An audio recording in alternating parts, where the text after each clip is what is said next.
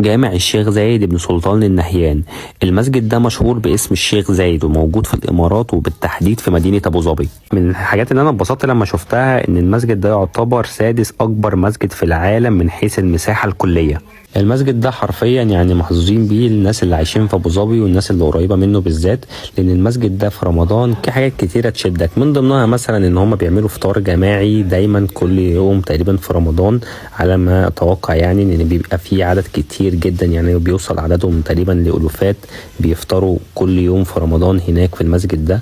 وعندك بقى مجموعه كباب كده كبيره تصل عددها تقريبا ل 82 قبه، فكان في اشكال كتيره زي ما انتم شايفين، شكل جميل جدا. يعني كان مسجد حرفيا تخشه يعني مريح للاعصاب، وخصوصا في رمضان مع الاجواء الرمضانيه مع التراويح مع التهجد. والشيوخ كمان اللي بتصلي في المسجد ده تعتبر شيوخ كانت صوتها جميل جدا ومريح للاعصاب. زي ما انتم شايفين يوم 27 رمضان ده المسجد كان مليان بطريقه رهيبه، وعاملين جزء للسيدات وجزء للرجاله، وكان مليان يعني يعتبر خلاص ما فيش حد يعرف يخش تاني. طبعا طالما المسجد رحناه يبقى ما ينفعش اعدي من غير ما اتصور فيه، عشان المسجد صراحه جميل جدا وفي حاجات كتير حلوه جدا.